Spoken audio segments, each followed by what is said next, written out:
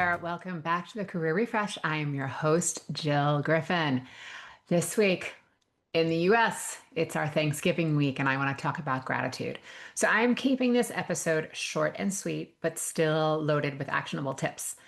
Because as many Americans gear up for the Thanksgiving holiday, gratitude talk is going to be everywhere, right? It's a time of year that, on one hand, we can spark cozy thoughts and feelings of holiday festivity, pumpkin spice lattes, and all the things.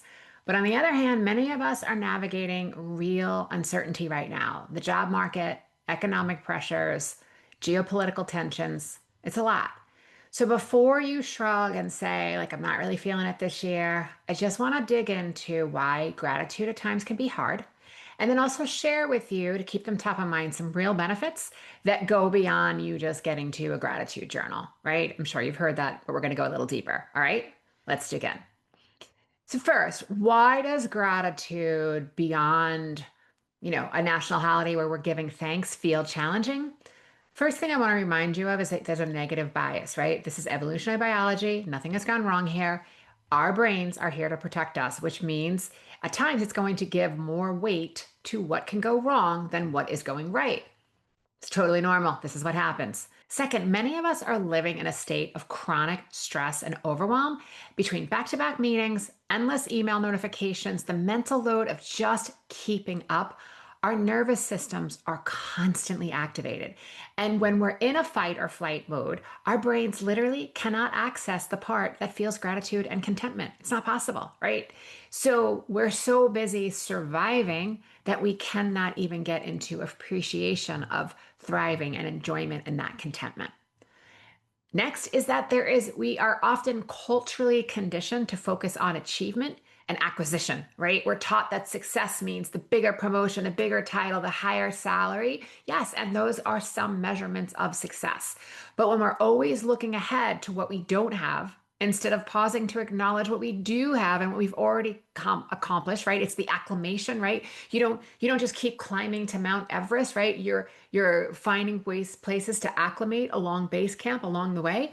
That is what we need to be doing. And when we're not doing, we can feel exhausted because it keeps us perpetually chasing the thing, right? It's that dopamine. Dopamine is the molecule of more. It wants the thing. But if we don't pause to tell ourselves that we got the thing, then there's sort of like, I got the promotion, but I still kind of, oh, it didn't really make me feel how I thought I was going to feel. That's what's happening, right? We need to pause. We need to find that. And then the fourth thing is that there is this emotional bandwidth, right? We are plain tired. And when you're dealing with job uncertainty, financial stress, any personal challenges, you may have unlimited emotional bandwidth, right? Gratitude can feel like one more thing on your to-do list. I can't even harness it. I can't even rev the engine. And it can feel tone deaf, like almost gaslighting yourself if you're genuinely struggling. And all of that's real.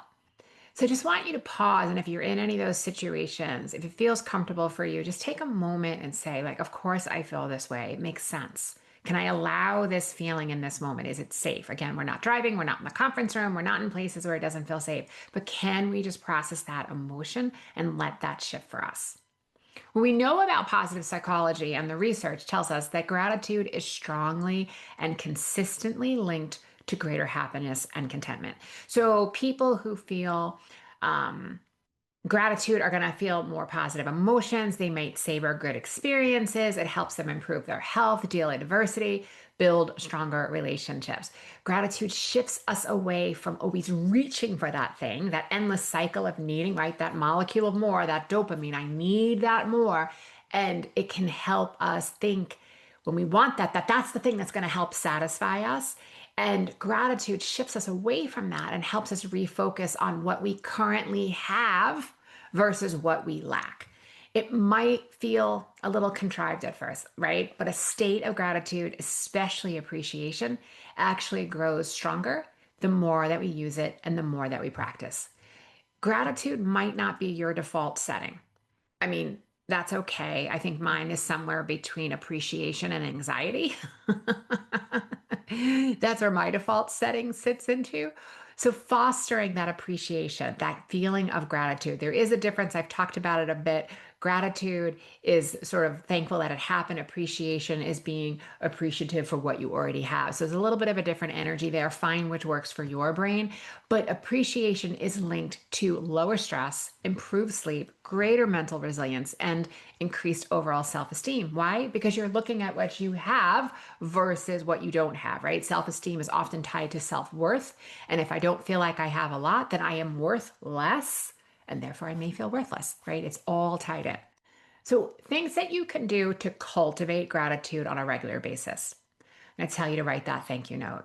You will find yourself more content if you nurture relationships with writing thank you notes, and whether it's an email, a handwritten letter, a text message, tell someone how much you appreciate them and the impact that they made. Not just thank you, but it's thank you because, or thank you why. Give them the reason why so that they know what they did and the impact they had on your life, and so that you also know the impact that someone did something for you.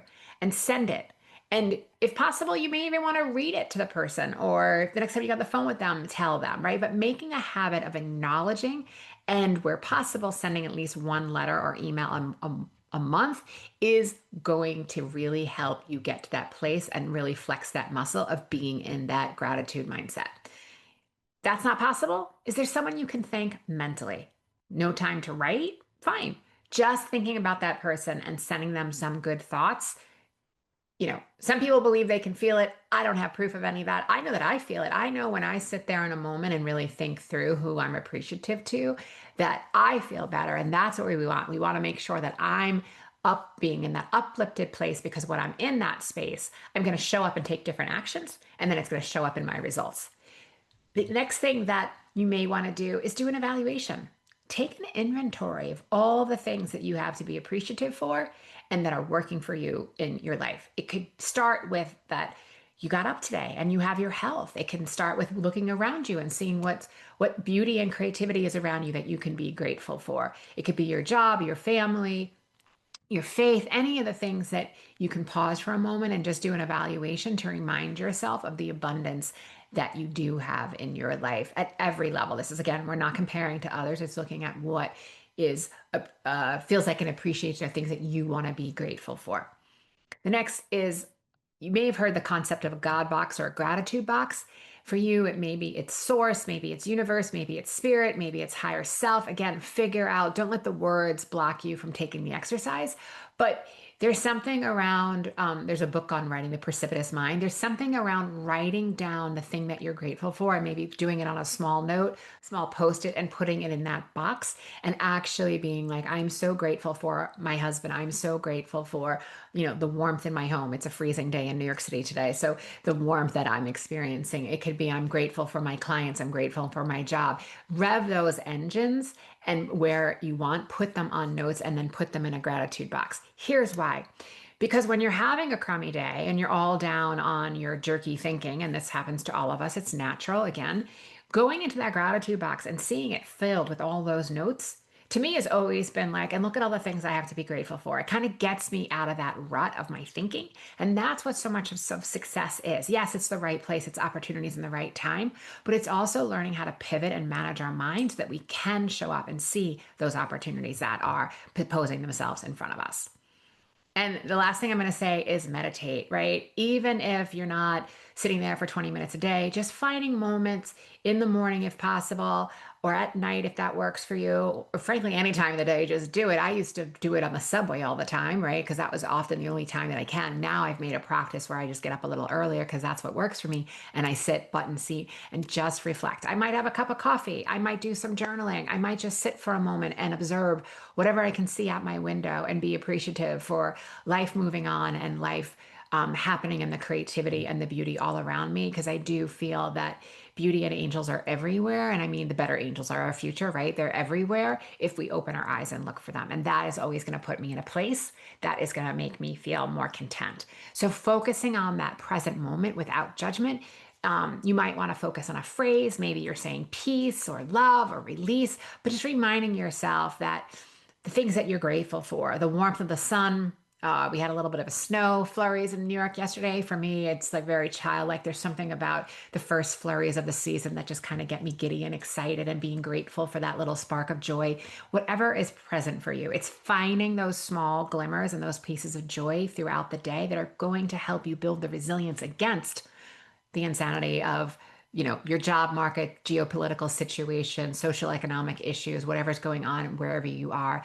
This is the way that we kind of balance that. All right, friends. So as you're going into this week, find the moment to just with yourself. Maybe you share it with someone, maybe you keep it for yourself. Again, telling someone else where you appreciate them, whether it's a phone call, an email, a handwritten letter, a text message, is going to help you also feel better because you're acknowledging the abundance around you. And try any of these tips. I always love to hear from you. So you can email me at hello@jillgriffincoaching.com and tell me any of the tips you tried, or share with me. Tell me your tips. Give me an opportunity to learn from all of you. I would love that.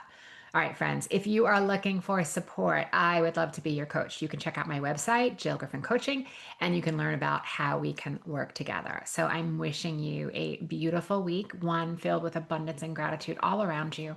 And always, always, always be in that gratitude, and always, always, always be kind. All right, I'll see you soon.